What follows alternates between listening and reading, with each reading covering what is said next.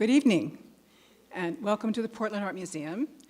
Thank you for braving the heat and smoke to come out tonight. Today's weather certainly is a surprise, not what we expect for Portland. But anyway, I'm very glad to welcome all of you here. I am Mary Beth Graybill, the Arlene and Harold Snitzer Curator of Asian Art here at the museum, and it's my distinct pleasure to welcome you to this evening's program. I would like to thank the Asian Art Council of the museum for sponsoring tonight's lecture, which is part of what has turned out to be a very exciting series of events related to our special exhibition, Quest for Beauty, the Architecture, Landscapes, and Collections of Yeon. I must also take this occasion to express my deepest gratitude to Richard Lewis Brown, who so generously lent the artworks in the Quest for Beauty exhibition and was equally generous to me and my colleague Dawson Carr in sharing his knowledge and profound affection for each and every object in the exhibition. Our speaker tonight, Robert D. Mowry, the Alan J. Dworsky Curator Emeritus of Asian Art at the Harvard University Art Museums, and now Senior Consultant in Chinese and Korean Art at Christie's, New York, has reigned for more than 3 decades as one of the world's foremost authorities on Chinese and Korean ceramics. This is in addition, mind you, to his considerable expertise in Chinese paintings and decorative arts of the Song, Yuan, and Ming dynasties, so roughly 10th through 17th century. Mr. Mowry's interest in and love for Asian art and culture grew from his 2 years in Korea as a member of the Peace Corps in the late 1960s. On return to the United States, he did graduate work at the University of Kansas with 2 giants in the field of Chinese art, Lawrence Sickman, who, by the way, was a very good friend of John Yeon, and Chu Tsing-Lee. After which, he spent 2 years as a curatorial assistant and translator at the Department of Painting and Calligraphy at the National Palace Museum in Taipei, Taiwan. Then, back in the United States, he was first an assistant curator of Oriental art at the Fogg Art Museum at Harvard University, and then he took on the very important role of being the founding curator of the Mr. and Mrs. John D. Rockefeller III collection at the Asia Society in New York. The Rockefellers assembled one of the most important private collections of Asian art then in the United States, very broad collection spanning most of, from India to Japan. Anyway, then Robert Mowry was lured back to Harvard, where he served both as curator, and he was the first to hold the Dworsky Endowed Chair and a member of that faculty for many years until his retirement 4 years ago. He has published extensively on a broad range of topics in Chinese art, and 2 of his best-known works have become indispensable references that belong on every scholar's and curator's bookshelf. One is Hare's Fur, Tortoise Shell, and Partridge Feathers, Chinese Brown and Black Glazed Ceramics, 400 to 1400, published by Harvard in 1996, and First Under Heaven, a catalog of an exhibition of Korean ceramics from the collection of Mr. and Mrs. Gregory Henderson. They did the exhibition, and then Harvard acquired that collection in 1991. So it's because of this deep expertise that I asked Mr. Mowry to be our consultant for the Quest for Beauty exhibition. Working long distance and from photographs, he reviewed and corrected all the labels for Chinese and Korean ceramics in the exhibition, and in the process, teaching me a great deal that I hadn't discovered in 2 decades of looking at and writing about similar material. So the natural order of things dictated that, of course, we should invite him to come to speak. And at first I suggested that he talk about Chinese and Korean ceramics, and you could kind of hear him going like this over the telephone. The material is simply too great, we'd need to be here for a week. But he did suggest that since the accomplishments of Korean art are less well known, that would be the topic of his lecture tonight. So please join me in welcoming him to the podium.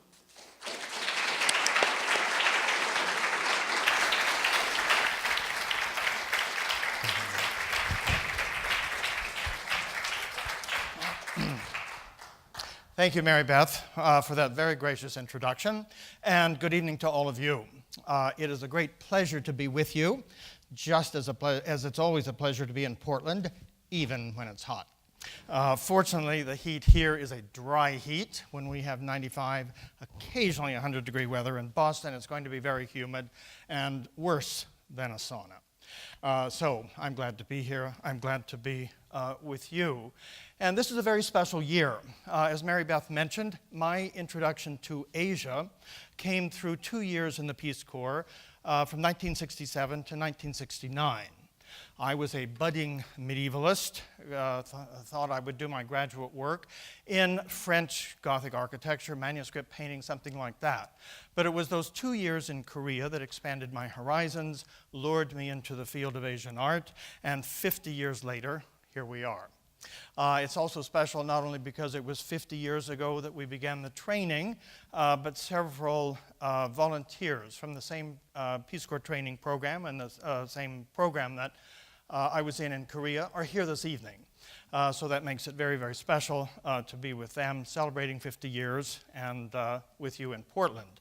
But another thing that is very fun and coincidental is that if Korea came into my life, say, 50 years ago, the name of John Yeon came into my life about 45 years ago, not as an architect. I didn't realize then that he was an architect. But Mary Beth mentioned that I studied at the University of Kansas with much of my training at the Nelson Atkins Museum in Kansas City with Chosun Lee and with Lawrence Sickman. Mr. Sickman was the curator of Asian art there. He basically built the Nelson Gallery's collection, but he was also director of the museum, and he was a friend of John Yeon's, and there were things on loan from John Yeon's collection at the Nelson Atkins Museum, so that I was seeing that they were on loan from John Yeon, and so his name became very familiar to me early on.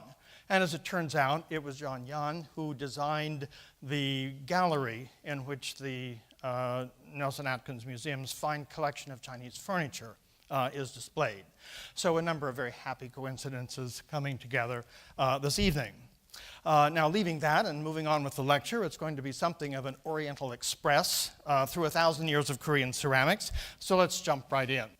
So when we talk about from Celadon to blue and white, we will go through all of these things and explain them and tell you why we date them when we do and what is significant about them. But just to introduce the topic, this is at the one end of the bookshelf, if you will, a prime example of Korean Celadon ware, probably from the 12th century. And this is an example of Korean blue and white porcelain with this wonderful, vibrant dragon. And this will be the bookend on the other end of the lecture. So we'll be working our way from the celadons into the blue and white ware. So there we go, the beginning and the end of what we're doing. Now for this crowd, probably everyone in the room knows exactly where Korea is, but in case there's anyone new to the field in the room, Korea is right here. It's a peninsula in Northeast Asia. The line that passes through there is the 38th parallel, which has had a real significance only since the end of World War II, but it's the 38th parallel that divides North Korea from South Korea. If you're wondering where it runs in the United States, on the East Coast, it's roughly Charlottesville, Virginia. In the Midwest, where I grew up, it runs more or less through northern Oklahoma. And on the West Coast, it runs through San Francisco. So you can guess that the climate in Korea is not exactly the same, but a little bit similar to those parts of the United States with 4 distinct seasons, for example. So that's the division today. Like I say, before 1945, it was one unified country, but that's the dividing line with the Republic of Korea and the Democratic People's Republic of Korea in the north. So that situates us geographically. When we look at Korea's list of dynasties, on the one hand, it looks long. But when you think of the long, long list of Chinese dynasties, it's actually mercifully short. This evening we'll be dealing basically with just the Koryo period, which produced the Celadons, and the Chosun dynasty, which produced the blue and white ware. We will touch on the earlier periods to show the development of ceramic technology, such that they were able to produce the wonderful celadons in the Koryo dynasty. So we will touch not on all of these, those are subdivisions. We'll mention the Three Kingdoms period. We'll mention unified Silla, and then we will really focus on the Koryo dynasty and the Chosun dynasty. So basically the works that we look at date pretty much, not at the beginning of the lecture, but the celadons in the blue and white, more or less the 12th, 13th century, and then down into the 19th century. Excuse me. Speaking of the Three Kingdoms period, this stretches basically from about the time of Christ in the West, coincidentally, down until the peninsula was unified politically and governmentally for the first time in 668. But before 668, it's broken into three basic kingdoms, and then there was a little confederacy, which you might call the fourth kingdom of the Three Kingdoms period. But the principal kingdoms are Paekje in the southwest, Silla in the southeast, and then Goryeo, which was very large, extended into what today is Manchuria. Manchuria up here, this is the dividing line for Korea today. That is the border of North Korea with China. But in the Three Kingdoms period, the Goryeo kingdom was very, very large one. What we will look at anticipating the development of the celadons is basically going to come from down here in the southeast, the Silla kingdom, a few things from the Kaya kingdom as well. Korea was a very, very wealthy kingdom, particularly the southeast, Silla. Our perception in the West, and particularly in the US, has been badly distorted by programs like MASH and things like that, and memories of the Korean War and such. And the 19th century, the first part of the 20th century, were difficult periods for Korea, most admittedly. There was an economic decline in the 19th century. There was Japanese colonization from 1910 until 1945. During the first part of the 20th century, there was World War II, there was the Korean War. Of course there were hardships, but that is an historical anomaly. During much of Korea's history, as you will see based on the works of art tonight, during most of Korea's history, it was a very wealthy nation that produced surpassing works of art, which they were able to do not only because of knowledge, sophisticated techniques, but also because of the wealth. And the wealth in the Three Kingdoms period, in, say, the 5th, 6th century, is symbolized by gold crowns like this, which were used by the rulers and other gold materials as well. Some kind of ritual belt, probably not for religious purposes, but probably a mark of royalty, a mark of status and such. And for use in certain palaces and such, there were even gold vessels. And we will see that some of these gold vessels, dating to the 5th and 6th centuries, would influence the shape and the appearance of ceramics of the period. But I show these as evidence of the wealth during that period. And I would also point out that it's in this period, the Three Kingdoms period, that Buddhism is introduced to Korea from China. Buddhism probably reached Korea in the 4th century, began to take root. Of course, it comes into Korea from China. The earliest images certainly are very much in Chinese style. But already by the 7th century, when this beautiful image was produced, it's a Chinese influence style, but the Koreans are coming into their own and developing styles that express their own aesthetic vision. But it's just to say that by the 7th century, much of Korea was Buddhist. It wasn't really a state religion yet, but it was widely practiced, and the Buddhist arts were extremely sophisticated. Now, when we begin looking at ceramics, this is typical of the type of ceramic ware that was produced during the Three Kingdoms period in the 5th and 6th centuries. It is not glazed. Glazing doesn't really become widespread in Korea until the Koryo dynasty with the celadons. But the reason it's important to introduce this early ware is that it's not just a matter of adding glaze to a ceramic piece. To have a beautiful celadon glaze, like we're going to see, it has to be a very high temperature fired ceramic ware. we can more or less judge a particular society or civilization's level of technological achievement by looking at the metalwork that they produce and also by looking at the ceramics. The reason for that, it's not a matter of looking at the beauty of the pieces, it's a matter of looking at the technology that went into it. It is difficult to produce kilns that can reach the high temperatures necessary to fire this kind of ceramic ware. Putting it in context, this is stoneware, as we'll see in a minute. But what that means, it has to be fired in a kiln that can reach and sustain temperatures in the range of 1100 to 1200 degrees centigrade. The Chinese were the first people in the entire world to be able to do that. The Chinese have always been quite technologically advanced and sophisticated. Chinese were able to reach and sustain those temperatures as early as, say, 1100 to 1200 BC. There was not a continuous history of firing ceramics at that temperature, but they were first able to do it then. However, say from 500 BC onward, the Chinese have been able to do it. The Koreans were the very next people after the Chinese to be able to do that. The Chinese began producing stonewares at those elevated temperatures around the 5th century. The next people in the world to do it were the Japanese, learning from the Koreans and indirectly from the Chinese, probably in, Mary Beth will correct me, but 5th century. Some of those early pots look like these. When we get to the next peoples are in the Southeast Asia, 10th, 11th, 12th century, and we poor people in the West, in Europe and in the Americas, don't reach those temperatures until, say, 16th, 17th centuries. So we're something of laggards when it comes to these kinds of things. But it indicates the high degree of technological prowess, and had they not developed the skill to do that, the techniques to produce kilns of that type, they would not have been able to produce Celadon wares. So now, when I mentioned these different types of ceramic ware, earthenware is the simplest type of ceramic ware. When you look at humble roof tiles, low-fired pots, uses humble clay, fired in the range of 800, 900 degrees centigrade. The defining thing is that it's porous. You put water, it's like a flower pot for a growing plant that you might have at home. If you overwater the plant, the outside of the pot becomes moist because of porosity of the capillary action of the walls pulling the water through the pot.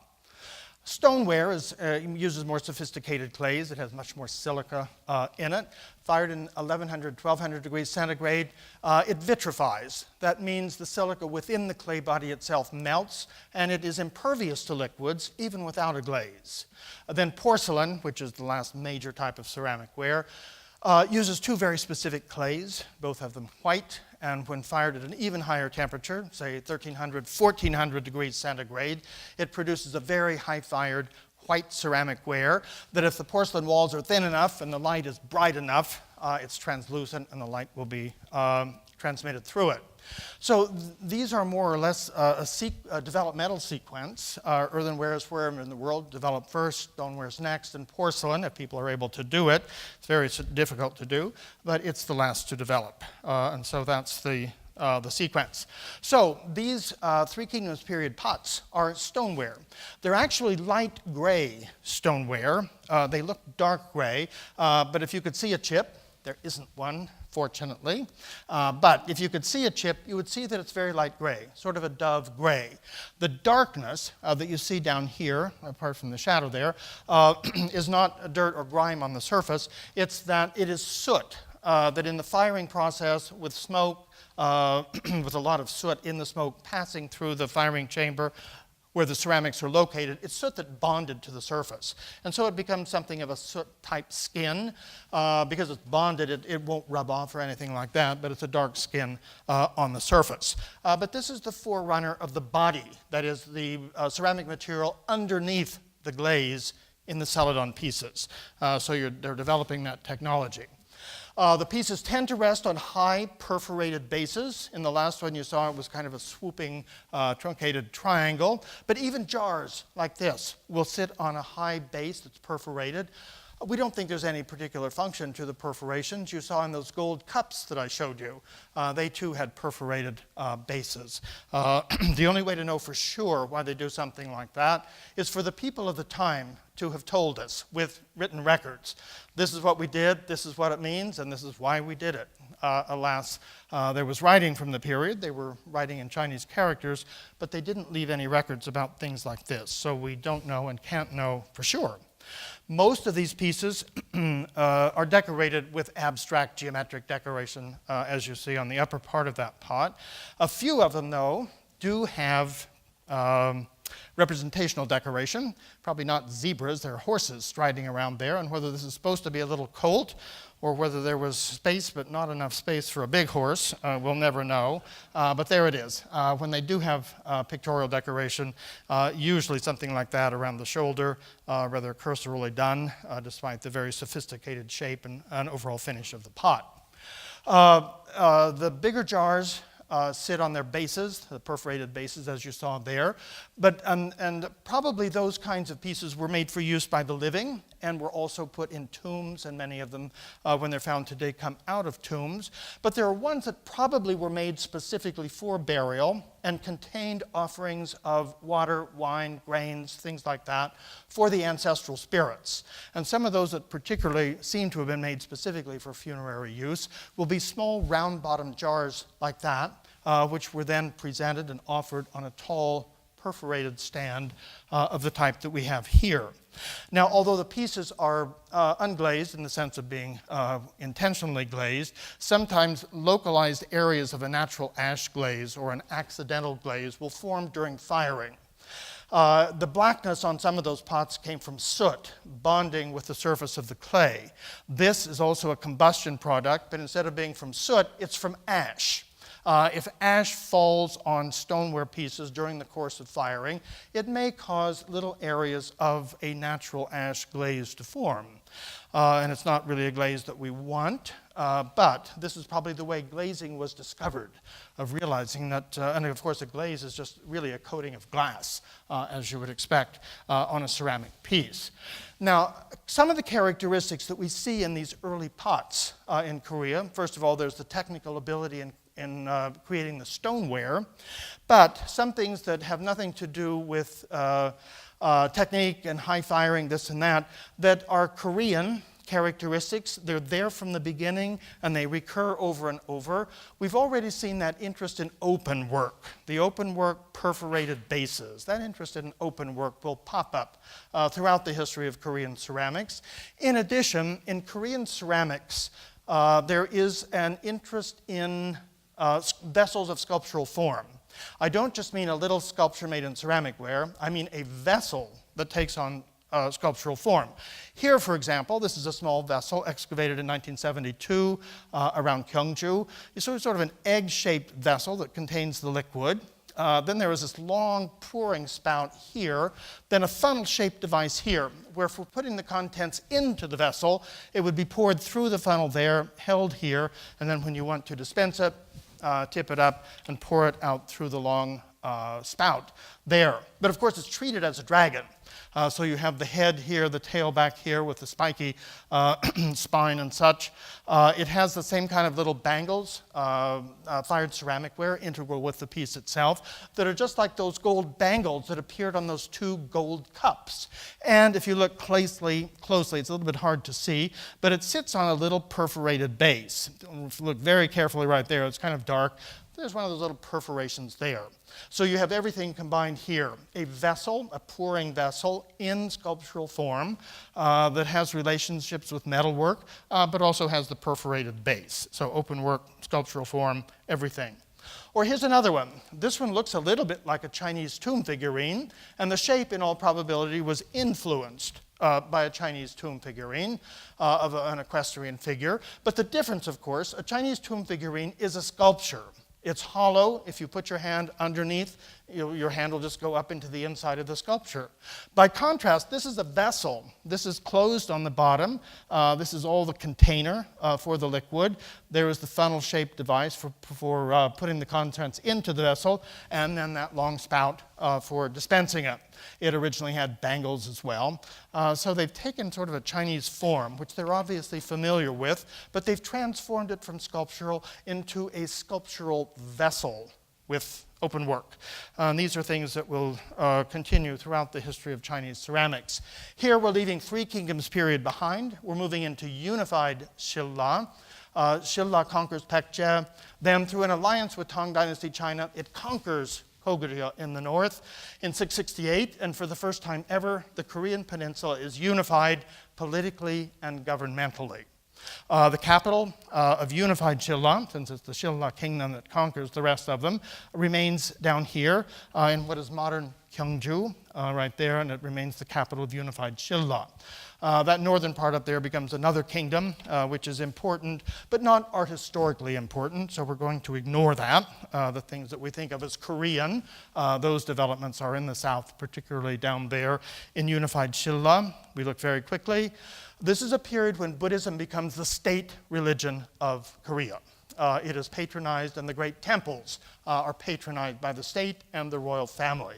And this is one of those great temples, Pulguksa, which is built in the mid-8th century. The main part of the temple is further back on a terrace, but there is this great stonework set of stairs and everything. If you go to Korea, this is one of the places you absolutely must visit. It's a very special Korean aesthetic to the architecture there. The temple buildings look more like Chinese temple buildings, but the great staircases and such are uniquely Korean. And then this is nearby. It's not part of the Pulguksa temple complex, but it's Sakuram, the great stone grotto, imitating the kinds of Buddhist cave temples that there exist in China, exist in India, Central Asia, and things like that. But instead of being excavated into a hillside, it was built with cut blocks of granite. The reason being, the actual cave temples in China and India, places like that, they're digging into soft stone, that is, into sandstone, limestone, something like that. Korea, every hill is granite. You don't excavate a cave into granite. You build it with cut blocks, as you can see here. But it shows the enormous sophistication. It is a domed structure, one of the few domes in East Asia from early on. This is contemporaneous with Pulguksa, again, mid-8th century. And of course, there are wonderful Buddhist sculptures, this one in solid gold. Again, a testament to the wealth of Korea during that period, but also, of course, to the artistic sophistication.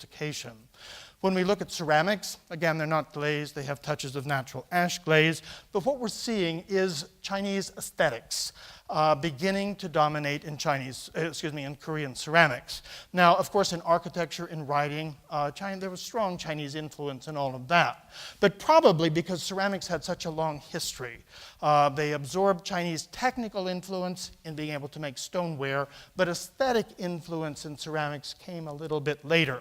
What do you see here? You begin to see the emphasis on a round form, but also the de-emphasis on the tall foot, and the perforations now are becoming virtually vestigial. You look at something like this. The perforated foot has disappeared altogether, and you have a standard little foot ring, more like a Chinese jar, and then the neck with a little dished mouth at the top.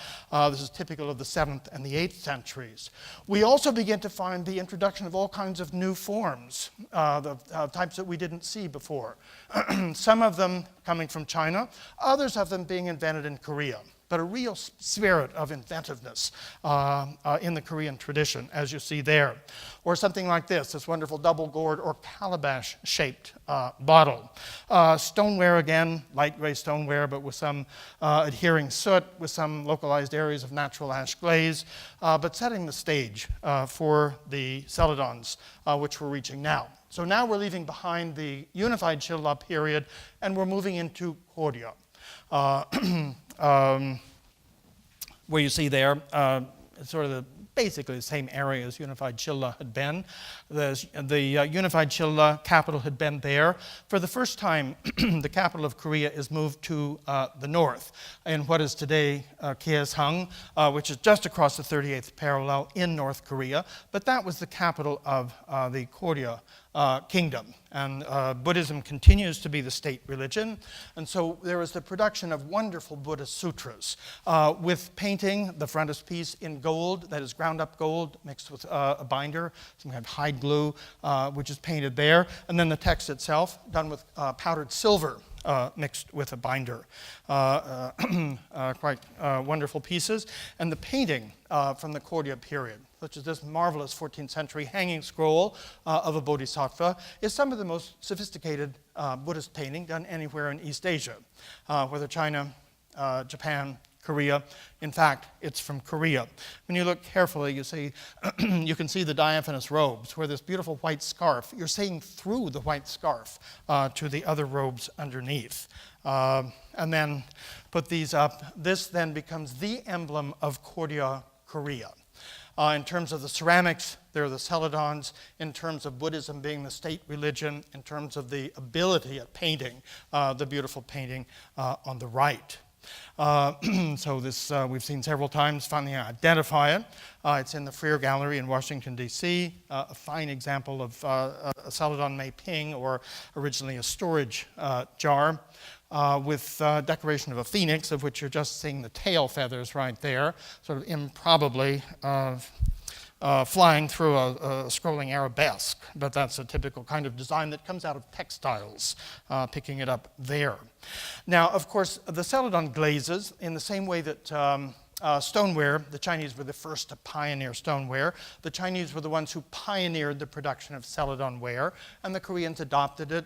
They adapted it, they made it their own, and we will see that they go from, once they have mastered Chinese techniques, they make it their own with their own particular aesthetic vision. But looking, where did celadons originate? Well, China, of course, is huge, many different kilns throughout the country, but basically, celadons evolved in China over a period of, say, 800 years of pioneering work, basically in this area, around Hangzhou. Shanghai is up here, which at that time was a little fishing village, if anything, but this area is where the celadons developed. Korea, the celadons were basically produced in the southwestern part of the peninsula. Has nothing to do with politics. That's where the best clays for producing celadons turned out to be. But there was a great deal of maritime trade between that region of Korea and this part of China. They were always wary of trade this way, which you think, well, wouldn't it be closer? Well, it might be closer, but it's more mountainous. But in addition, they were always worried about Chinese invasions. If we open too many routes and make it too easy to go back and forth, well, the Chinese armies just come in. Believe me, the Chinese armies would like to have gone in. China would like to have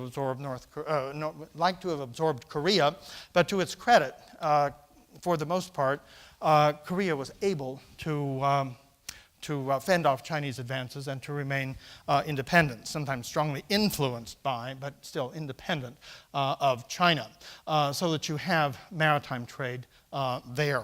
So that's where the Korean celadons really developed. Now, what is celadon? Well, there are two definitions. One is the popular definition, which just refers to the color. And if you take the popular definition, it means that it's a pale bluish-green glaze. Sometimes it might be a little more bluish, sometimes it might be a little more olive, but the ideal color, and particularly for Korean celadons, is that one storage vessel that we've been looking at up to this point. From a technical point of view, a celadon glaze, first of all, is a high-fired glaze, so you need the stoneware base or possibly a porcelain base.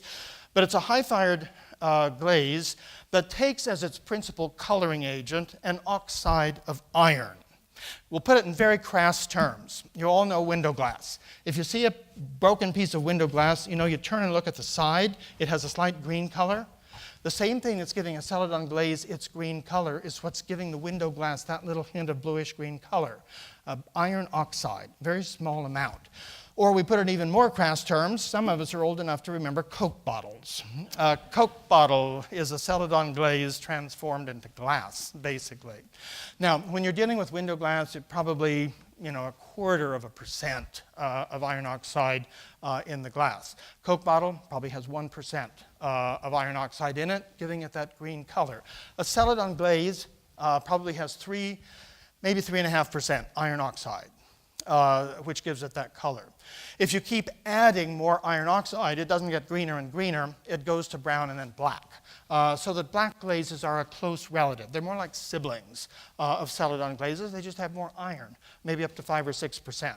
After that, the glaze cannot absorb anymore, and so it's saturated. But and then the other essential thing, apart from the iron oxide in the right percentage, is the firing, not just the temperature. It needs to be 1100, 1200 degrees basically, but the kiln atmosphere.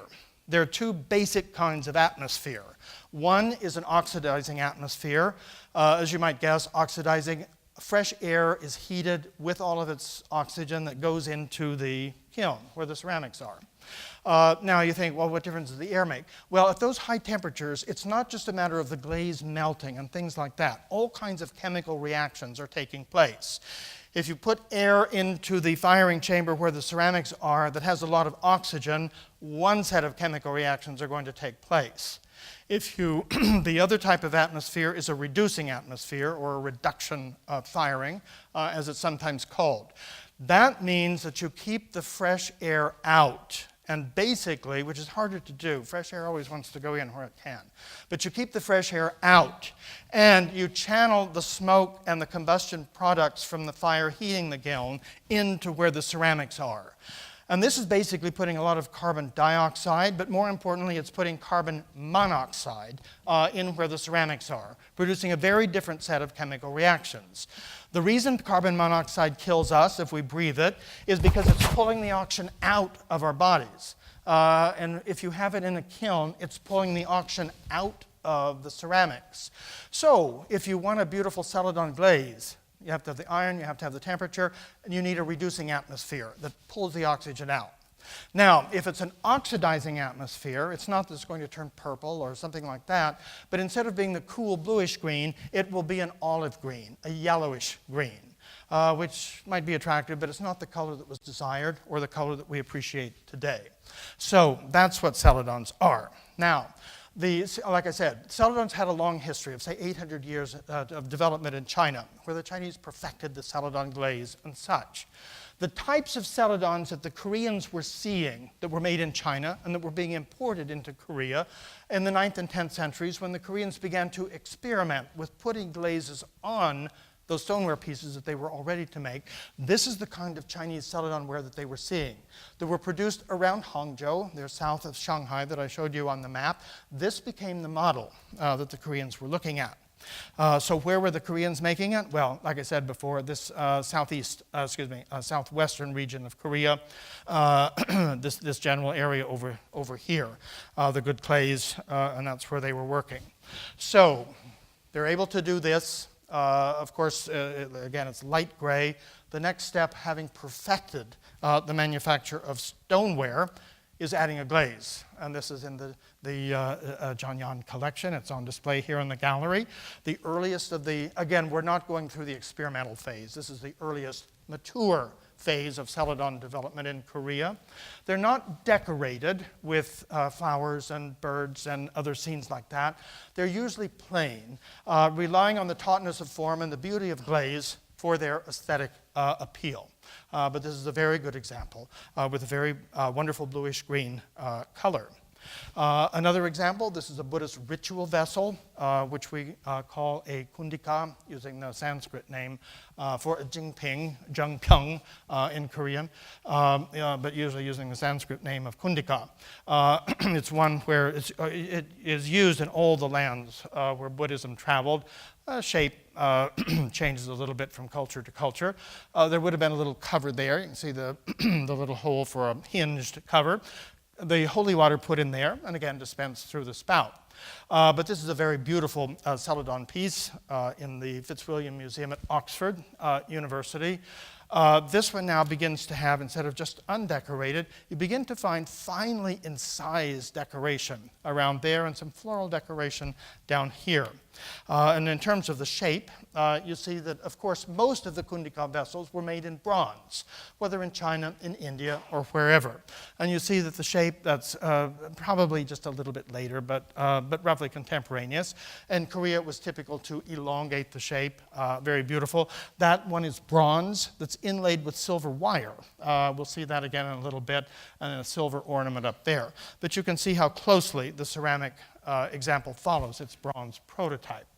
Going back to this one, now there's beginning to be emphasis on decoration, rather than just a plain undecorated vessel, or one with very subtle incised decoration like the kundika that we saw. This is carved decoration. The difference being, incised decoration is like using a pencil. You're using a sharp stylus and making fine lines. Carved decoration is like a very, very, very low relief. It is using a scalpel, probably bamboo, possibly metal, but just carving away a little bit. Here, making a beveled line so that the actual lines themselves seem to jump up because of intaglio elements on either side. But it is a floral scroll, like I said, improbably with a phoenix flying through it. But here you have beautiful incised carved decoration under an absolutely perfect glaze.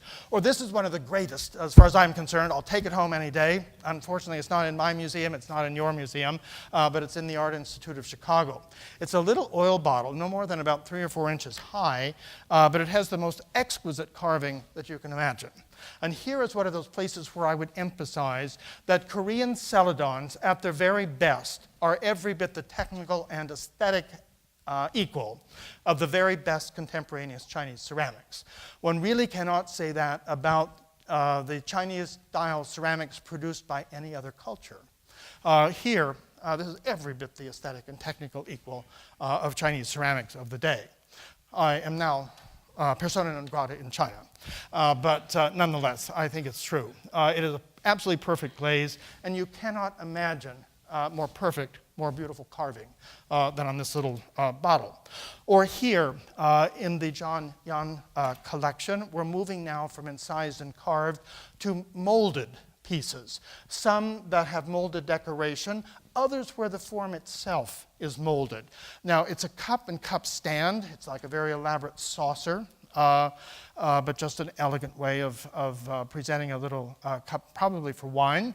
This one has incised decoration, and following the lead that we see in China in this period, many pieces have notched rims. The reason for that, they're following natural forms. If you remember the double gourd bottle that I showed you, the calabash-shaped bottle, they're imitating forms that occur in nature. Melons, gourds, or in this case, the notches indicate that it's an open blossom that they're copying, the notches separating one petal from the next. And so that one is turned on the potter's wheel, a little bit of carving there for the lip, some incised decoration. But the stand down here has been molded. And so they're moving, it can produce more complex decoration. It's also moving toward greater efficiency of production. Never forget that kilns, these are not studio kilns with one person making one object. These are great manufactories. They are a twin goal, producing a very high quality ceramic ware and producing it at a profit, of course. And so efficiency of production is another very important matter. I'll show you the interior of this, but just to show you, this is a bowl that's been turned on the potter's wheel, but it's been turned over a mold, which determined the exact shape, the diameter, and transferred the decoration. Looking inside, you see that it's a hibiscus flower there and the star-shaped leaves and such. This, again, is 12th century work, and the very best molded Korean pieces are every bit the equal, if not superior, to Chinese molded pieces. Now, this is a fabulous piece that you can see right here in the galleries. This is in the Joseon collection. I have a couple of details. It's very delicate, very lace-like, but absolutely fabulous color. Look at that. What it represents, and you'll see in the detail in a moment, is a little boy, a couple of little boys, in the same way that you had a phoenix flying through a floral arabesque. Here you have little boys playing apparently in a lotus pond, and there's the lotus flower right there. Here's a little bit closer, and then here is really going close up. So you can see the little boy right there, the beautiful lotus flower over here. But look at the beauty of the glaze, the perfect molding of the piece. And then, like I said, there is real interest in molding. There is interest in sculptural forms. There is interest in open work. And here it is popping up in Koryo in a way that it does not turn up in Song Dynasty China. Not that the Chinese couldn't do it, but this is showing the Koreans developing their own aesthetic vision, doing things that meet their aesthetic needs. They can do it. It's not that the Chinese can't. The Chinese aren't interested in this. The Koreans are, and they do it to perfection. So this is a brush rest for the scholar's desk. It's only about 5 or 6 inches wide and probably, say, 4 inches tall, something like that. Holes in the top where a brush can be stacked or well stood, if alternating between various brushes or sort of put there this way. But it has dragon heads at each end, and then this open work floral scroll through there, and little waves down there. An absolutely perfect glaze. So it shows this interest, Korean interest in sculptural forms in open work. Then I wanted to emphasize the close relationship with metalwork, which you sort of sense in the square corners here. This is influenced by Chinese ruware during the first part of the 12th century. But then we put up the metalwork to see, and that one originally had a basin. It's to keep either wine, like sake, something like that, that's served warm at the table. So it's in there heated. You put it in there, and you put hot water in there to keep it warm at the table. But the ceramic one had lost its basin. But you see the square form, and you see that relationship. Or we move on to something like this, and you think, well, an elegant cup and cup stand of a type we've seen before. But then you see a metalwork one, and you see how closely many of the ceramic shapes are following metalwork forms. Some of them Chinese, some of them Korean. In this case, both are Korean and roughly the same period. The metalwork is a little more elaborate, as you can see over there, but nonetheless, the relationship is clear. Now, in terms of decoration, up to this point, we have seen basically carved, incised, or molded decoration. But late in the 12th century, Koreans developed their own unique technique of decorating pots. You begin to see it here. It's a maebyung vessel, or meiping in Chinese, a wine storage vessel, basically. It would have had a little bell-shaped cover. And you see the basic decoration is incised, a peony growing here. But look up here, decoration in a different color. They're inlaying the decoration. So there are intaglio lines that they have incised or stamped, which they then fill with black and white slips. A slip is a clay that's been ground to a fine powder and mixed with quite a bit of water. Put in there, allowed to dry, the glaze is put over it. And so then the resulting decoration will be in contrasting colors rather than just the glaze pooling in the hollows of an intaglio design. So that's the earliest stage of development with the inlaid ware. Then you begin to get more bold. This is a cuspidor, a polite way of saying a spittoon, or perhaps for emptying the dregs of a cup of tea or wine before refreshing the cup. Just little chrysanthemum florets going around.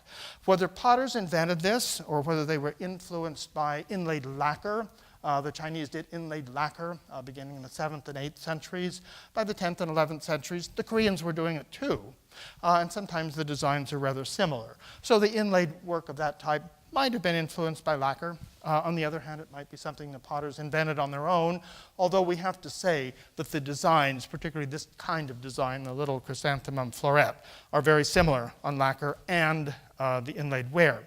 But apart from this kind of formal design, there are inlaid pieces with more pictorial decoration.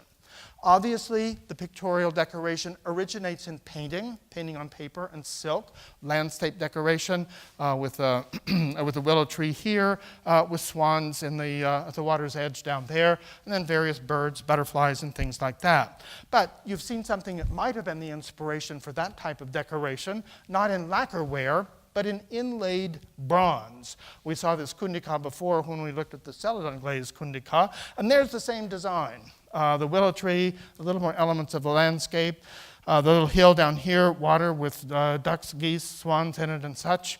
And so it's bronze inlaid with silver wire. So again, at least there's an aesthetic connection. There might be a technical connection as well, the idea of inlay. This is what inlay looks like. I'm sorry, those two, I was anticipating myself, but you see the relationship and how one could influence the bronze influencing the ceramic. This is what an inlaid piece looks like. For some reason, the inlay wasn't filled and it wasn't glazed. Who knows why? We don't know why. The brown that you see is simply dirt that has gotten on the piece. When it came out of the kiln after its firing, it was just a solid gray there. But you see, it was prepared to be inlaid, to have the slips inlaid and then the glaze put over it. It wasn't for whatever reason, but you can see what the designs look like in that stage of preparation. In the late 12th century, the pieces show a very happy balance between decorated and undecorated areas. You have the cranes, the clouds, and the rest of it is pretty much undecorated. And that's 12th century, late 12th century style. Or something like this, where it's a large jar, a brilliant peony here, and a very bold peony of the same type on the other side. And with these pieces from the 12th century, late 12th century, not only the happy balance between decorated and undecorated, but sometimes there will be a little bit of incised decoration, or sometimes some molded decoration, which you get the molded handle ends there. So it's sort of transitional. When you move into the 13th century, the happy balance is gone because the decoration covers the entire piece, as you see here. And that's this kind of formal decoration of florets and cranes, now with their necks intertwined and such. Here is the typical early type, that is to say, in this style, late 12th, early 13th century. As you move into the 13th century, once again, you get the all-over inlaid decoration. So we won't go into the intricacies of how it all develops, but that gives you insight into the basics of it. The other major thing that Koreans were able to accomplish in the Koryo period is learning how to make porcelain. Chinese had invented porcelain by the 8th and 9th centuries and were producing quite a bit of it by the 10th, 11th, and 12th century.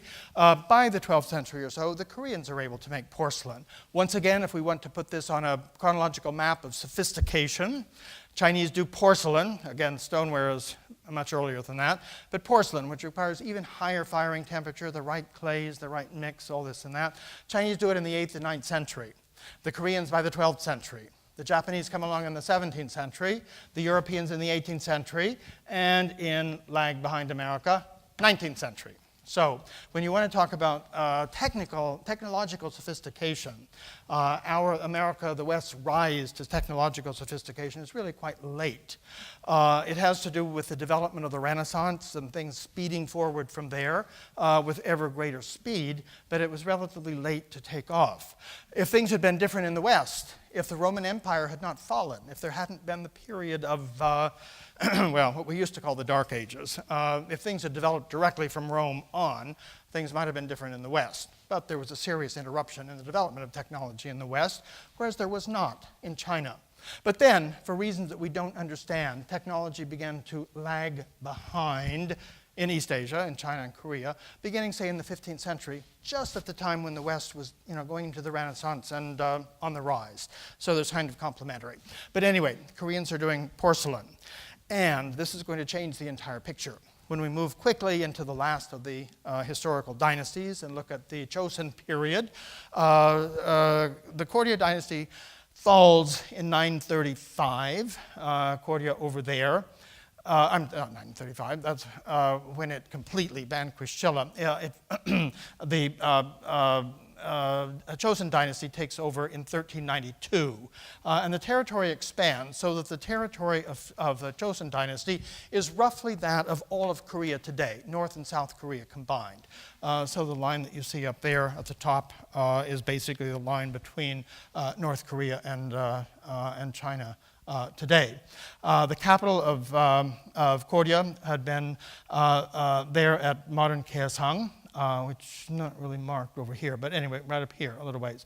The capital of Chosun became Seoul. So Seoul has been the capital of Korea since the late 14th century. Now, before we look at the porcelain, which we'll do in just a second, what happened to Celadon ware? Well, Celadon ware goes into a decline. There are serious economic issues in the 14th century, and this becomes the tail end of the Celadon tradition.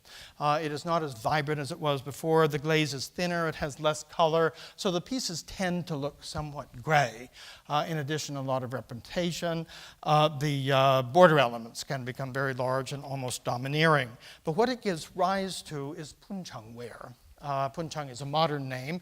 It's no longer the sophisticated ware. It's no longer the palace ware, the highly expensive ware that this tradition had been in Koryo, but it is the successor to Celadon ware. It's light gray stoneware. The decoration uses slip, and it has a very pale Celadon glaze over the surface, as we see there.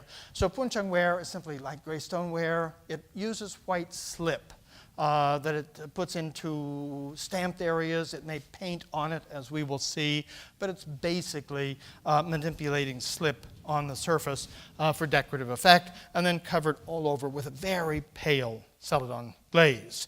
If the Celadons had been produced down here in this area, the buncheong wares are same general area, but inland a little bit and perhaps a little farther north. Many of them produced more or less at Gyeongsan, as you see there. So this is back to that piece that I showed you before, typical of 15th century. You see how the decoration has just been stamped on the surface and then probably covered all over with white slip.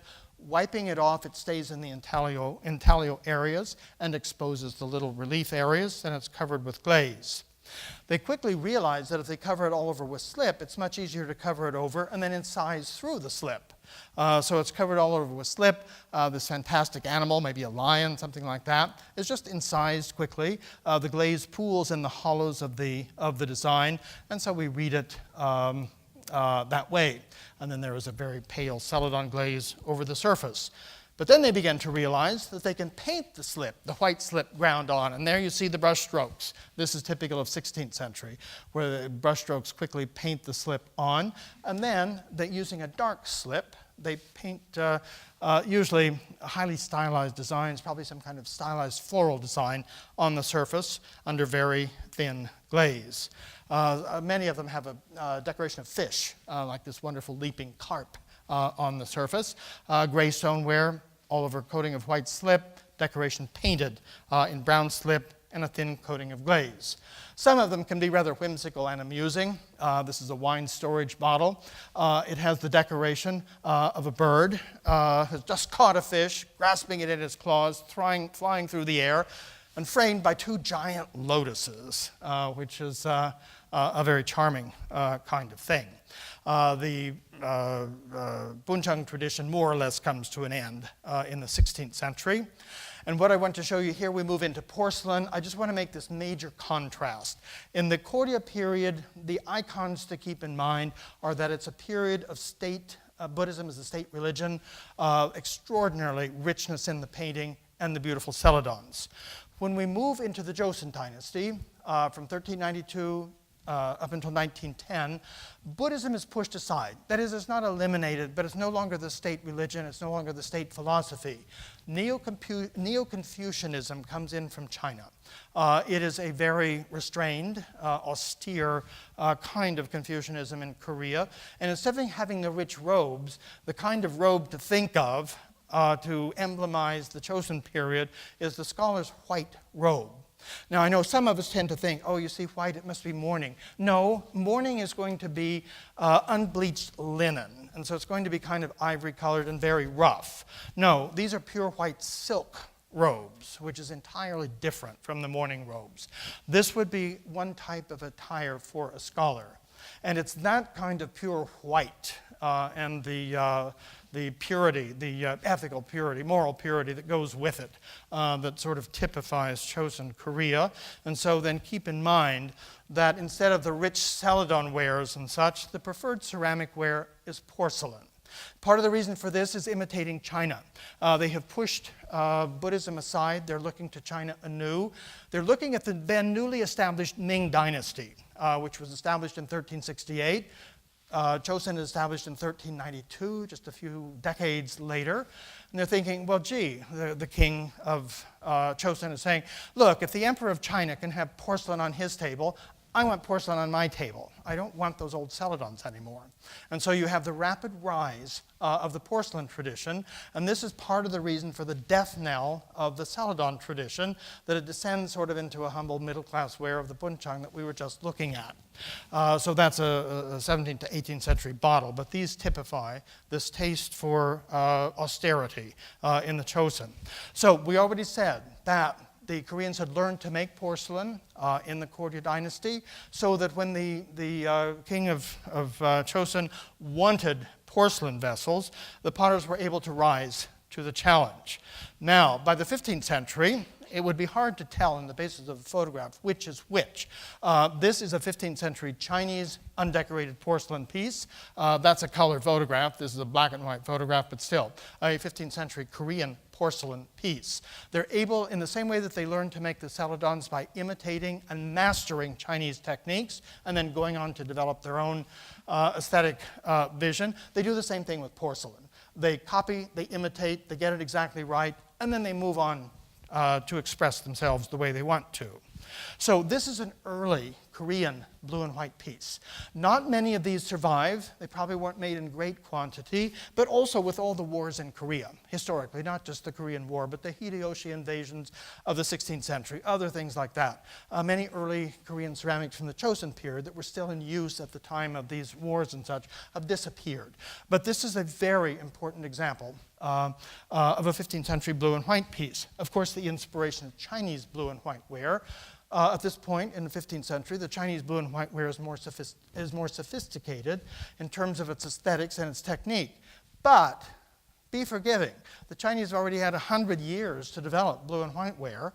The Koreans are just beginning. And I would say that for just someone who is just beginning, it's not a bad relationship. It's a very pretty blue, a very pure cobalt. If you don't know how to purify the cobalt, it's going to be sort of purplish or sort of grayish and not very attractive. At the same time, that's a very pretty royal blue.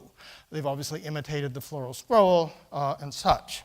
Now, for reasons, well, in terms of where these are made, the Chinese great blue and white ware is made at Jingdezhen, here in northwestern Jiangxi province, northern northwestern Jiangxi province, right there. Not so far, coincidentally, from where the celadons, many of them were made, but that's a coincidence. In terms of Korea, the porcelains, the celadons were produced down there, buncheong ware, much of it there. The best of the porcelains were produced up in the region of Seoul. Not again because it's a capital, it's where good clays were there, and they were produced other places too, but very good ones were produced there. So by the 16th century, they're producing extraordinarily beautiful white vessels. And keep in mind, the taste in Korea was basically for pure white, undecorated vessels, but of course they made others as well. In China, we think of blue and white ware and things like that. For some reason in the 15th and 16th centuries, there is very little blue and white ware. Part of it is it just doesn't survive. Another part, cobalt was expensive, and they probably wanted to use iron, which is not as expensive. So you get some brown and white pieces. We don't get brown and white pieces, that is in porcelain, in China. So this is unique to Korea.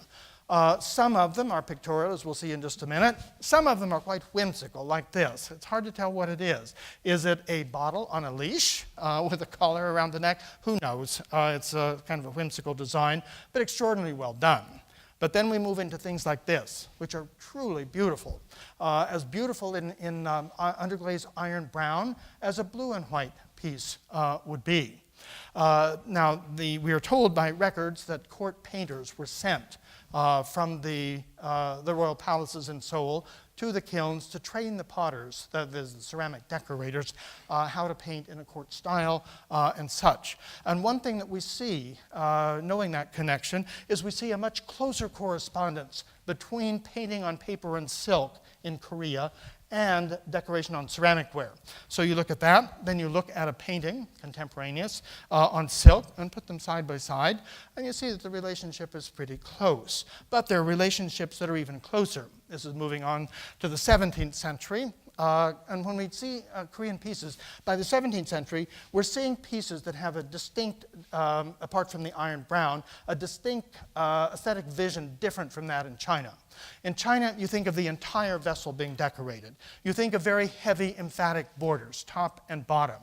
Here, the upper portion of the vessel is decorated, but in addition, it is an asymmetrical but balanced design. And so this is combined with the underglaze iron brown is a new aesthetic, unique to Korea. Where did that type of design come from? Again, look at the painting tradition. This is a pair of album leaves by the same artist, closely related. Put it side by side, and once again, the decoration that you see on that jar over there in underglaze iron brown is right out of the painting tradition. Not necessarily this painting, but something very close to it. Or you look at something like this, and for a long time people, what is this weird design? In San Diego. And I was there a year ago and was able to solve it for them. It is a orchid and rock kind of decoration, a little bit harder to recognize in the ceramic piece. But even in the 19th century, I'm just showing you across the board down to the 19th century, from 17th, 18th, 19th, that close relationship between painting and ceramic decoration persists in a very, very interesting way. It's not that you don't get it in China, but it tends to be more in enameled wares and not quite as close as we see in these Korean traditions.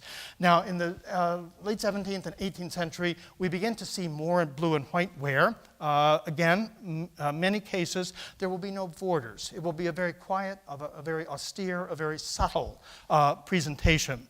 In this case, just a sprig of bamboo. And there is a taste for faceted bottles. Of course, sometimes they have circular ones or a circular footprint, but that's an octagonal bottle. No particular symbolism to it. They just like the appearance of that. Sometimes these are always called wine bottles, and many of them probably were. But when we look at paintings, and this is not so much a full painting per se, but it's a detail from an altar spirit painting. When we look at it, we see the altar table here and plaques to the ancestor there. But here's a bottle, here's a bottle. They're serving as vases. In this case, here's a detail, the bottle that we saw, and a bottle very similar to it, whether it's faceted, whether it's circular, but it has either a single little floral spray or a bamboo sprig, something like that, a lotus and feathers and things like that. So just to give a hint of how these things function. Again, always there is a taste for the pure white. Usually it's not absolutely pure white, there's just a hint of sky blue to the glaze. As you can see, we're at pools in some areas like that. But apart from that, of course, there are blue and white pieces. Very subtle again, usually. Often, not always, but often lacking borders, or if there is a border, it's just a so-called bowstring line framing the design. And once again, you want to tie it up with paintings. This painting could have served as the model for that. If not, it was something very close to it. But in blue and white ware, brown and white ware, these various wares, there is always a close connection with painting on paper and silk. The Korean blue, we're going over time, but we're almost finished, so bear with me, we're almost there. Whereas with the very best of the Chinese blue and white, we think of a very rich, vibrant, deep royal blue, sometimes even a navy blue. The very best of the Korean cobalt blue tends to be much more subtle. Light blue like this, often with a slight undercurrent or slight, almost silvery feeling to it, as you see here. This is a jar in the Rockefeller collection in New York of a crane descending between pines under moonlight. Extraordinarily well done. Of course, the most famous of these Joseon blue and white jars from the 18th century are the dragon jars, which present a striding dragon, as you see here. This is the 18th century type. We're not going to tell you exactly how we date everything, but just to give you some idea of what we look at. In the 18th century, it has the proportions that we see here.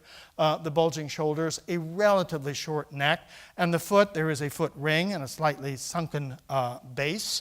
When we look at a 19th century piece, notice that it's much more attenuated, much more elongated, shoulders much more slender in relation to the overall form.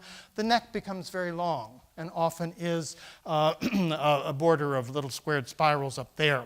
And in general, the base is beveled, which is a little bit difficult to see in this slide. but those two show you the 18th century type and the 19th century type over here. This is one in John Yeon collection, which is on display in the gallery. And here you see the elongated neck, the attenuated proportions, and also in this one you can see that beveled base leading down to the foot ring, which we see on so many of the 19th century pieces. They do some underglaze painting in copper red to very dramatic effect, just a branch of fruiting grape vine, as you see there. Or here, this giant lotus. But again, note the lack of borders. Note the faceted bottle shape. And in the 19th century, they, instead of making a blue glaze, and we seldom find true blue glazes on Chosun porcelains. In this one, it's not a glaze. As you can see, they have applied a cobalt wash with a brush, and you can see the actual wide brush strokes there, then covered it all over with a clear glaze. So it has a life and animation that a pure blue glaze probably wouldn't have. Brush pots for the scholar's desk. It's not perforated, but notice the interest in relief form, sort of a sculptural form, the combination of white in some areas, other areas such as the pine branches, the little rock down here, picked out in blue. Or, going back to sculptural form with open work, a brush pot for the scholar's desk, basically crisscrossing leaves of banana palm. So you have that sculptural form, open work, something that is an undercurrent throughout the history of Korean ceramics. Or here, a beautiful dragon, blue and white sculptural form, and perforated. And now the last couple of slides in the lecture. In the 19th century, they also do some pieces like this that are faceted, and then you have the decoration rising up in relief, and it's the background that's painted with cobalt under a clear glaze, a very dynamic presentation of basically 10 auspicious symbols, including bamboo, deer, pine trees, and such.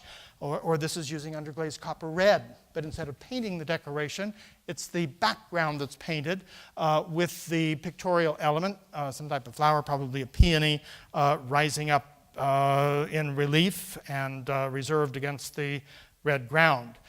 Something like this looks a little bit like the Jewish toy, the dreidel, but it's probably purely coincidental. It's just a faceted bottle with 8 different sides, again, with auspicious emblems. And then relating that to the last piece I will show you, which is in the exhibition here. These pieces that are that are faceted in this way are extraordinarily rare. And to have one with this type of faceting in the collection here is, well, it's a great treasure. It is also underglazed copper, so it's red. I know it looks like iron brown, but it's actually copper. You can sense, if you look at it carefully in the gallery, it's red, but also where there is a little bit of areas where the copper is saturated, it will turn a little bit green, which iron brown wouldn't do. But you have the faceting, and then you have the characters for the 8 Confucian virtues. And here is one more view of the piece. The character for loyalty there on the top, but that is a great treasure that you can see there in the gallery. And so we'll close with 2 more slides. Again, the difference between Chosun on the right with Neo-Confucianism, emphasis on austerity, and white really being the primary color. On the left, we see Koryo, richness, bright colors, a taste for celadons, and then for the ceramics, the white ceramics of Chosun, the beautiful celadons of Koryo. I think the Express got bogged down, but that was the Express through Korean ceramics. If there are time for questions, and if Mary Beth will permit, we could take a question or 2. If time doesn't permit, then you have to invite me back. What else can I say? Thanks.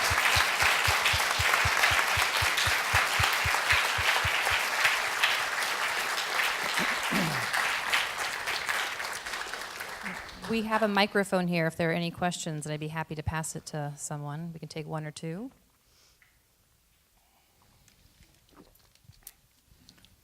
Yes, please go ahead. I'm sort of blinded by the light. That's why I wasn't quite sure if you'd raised your hand or not. Well, just shout. I think he's talking to someone else up there. Okay, you go first, then we'll get to you. I noticed in the overglaze of a number of the pieces you showed a significant degree of crackling, and in most cases it looked fairly even, and I was wondering whether the crackle was in effect aimed at by the artists, or was that just a coincidence of the byproduct of the method of production in those pieces that showed the even crackling around them? The crackle, again, I'm sure you heard, the question was that some of the pieces I showed had a crackle that seemed to be fairly evenly distributed over the surface. Was it intentional or was it accidental? In Korean ceramics, there is no desire for a crackled glaze. In most Chinese ceramics, there was no desire for a crackled glaze, with certain exceptions, with guanware and imitations of guanware and things like that. There was a desire for crackled glaze. But in the Korean ceramics, the Koreans themselves saw it as a flaw. But it's very difficult sometimes to control that. Sometimes it's there right from the beginning. Other times, remember, many of these are 800, 1,000 years old.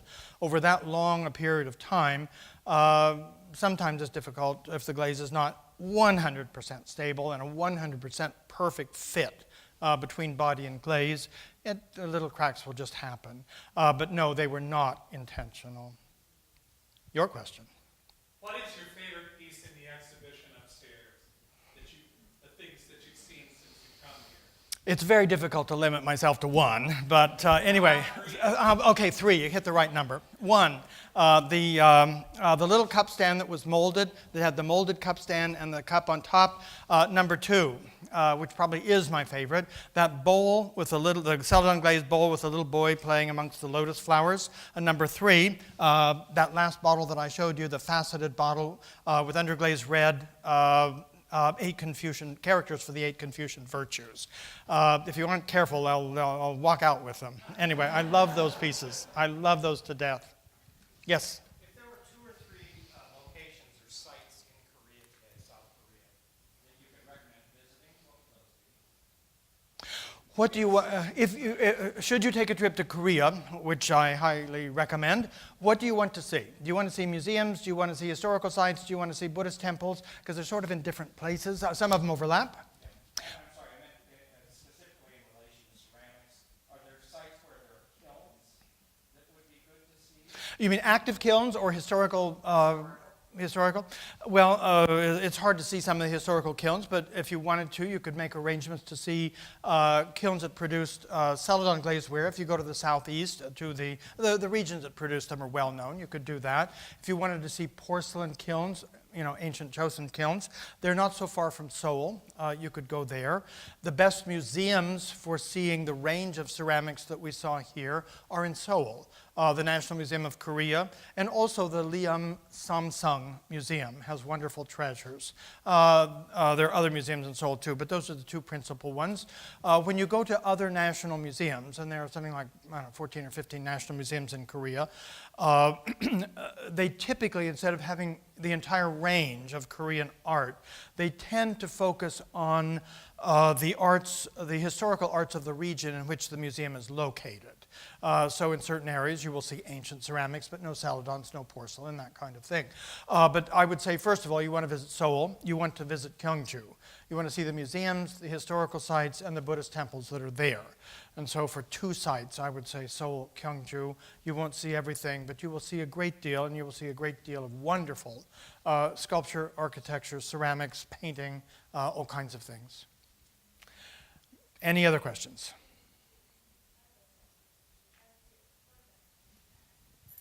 This will be our last one.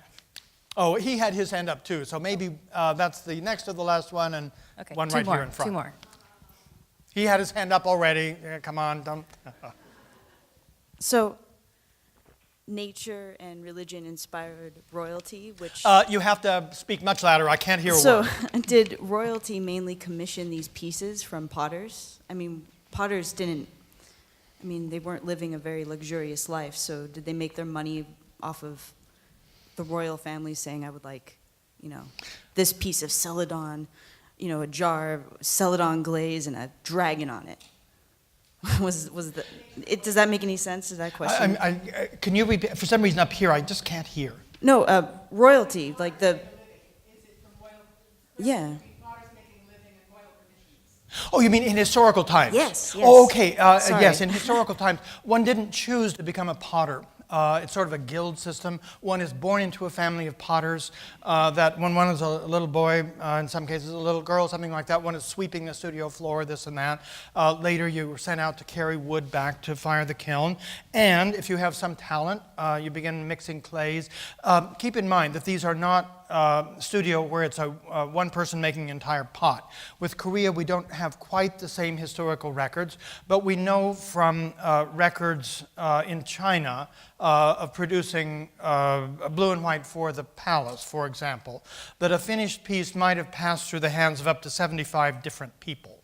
A very high, put it this way, Henry Ford did not invent the assembly line. The assembly line was invented in China. There was a high degree of division of labor and a high degree of specialization in producing all kinds of things, from bronzes to swords to ceramics to all kinds of things. So that there were certain people who just purified the clay and prepared it. Others who shaped the piece. Somebody else who carved in a Celadon piece, maybe carved the border. Another person who specialized in carving this type of principal decoration, whether it's bamboo or someone else doing peonies, something like that. So there was a consistency, and the same person did the same thing every time, and so there was consistency and a high degree of quality, that kind of thing. Somebody else specialized in applying the glaze. Somebody else oversaw the drawing. Somebody else watched the firing. This and that. So for things that for the palace, of course, orders were placed. Other things, they were simply commercial kilns. The bottom line is a fine product and a profit. So they made things, they offered them for sale through, there were, like we would go to wherever we would go to buy ceramics today, whether it's a department store or whether it's, a fine China shop, something like that. They had similar kinds of things depending on how expensive it was. So some people would commission things, others would simply buy things that had already been produced. The kilns were well organized to do that kind of thing, but also there was a real system for distribution and sale as well. You're welcome. Probably we have to quit here, but thank you so much. It's been a great treat to be with you, and oh, that's right. I promised you we would answer. Was it?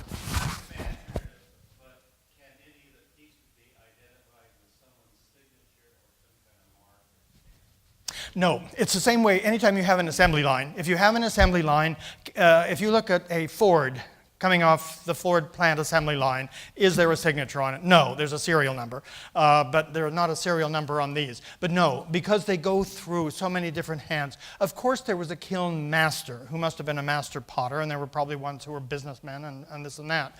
But there's never any signature. It is a completely anonymous tradition. In historical times, both in China and Korea, ceramics, bronzes, things like that were not regarded as works of art. So there was not an artistic personality associated with it, as there would be, and it's not to say they weren't appreciated, but they made a real distinction between art and craft. The fine arts, in the West, we have, historically, from the Greeks forward, the fine arts, which are painting, architecture, and sculpture.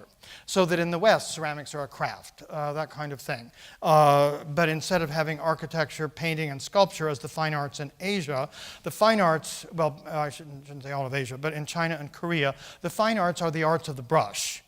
Poetry, painting, and calligraphy. And those are the arts that have names associated with them, and very famous names at that. Everything else, whether it's lacquer, bamboo, ceramics, metalwork, they're considered crafts, and they're entirely anonymous traditions, even though huge numbers of people involved in the manufacture of the pieces. Now I think we do have to stop, but thanks so much for coming. It's a pleasure to be here.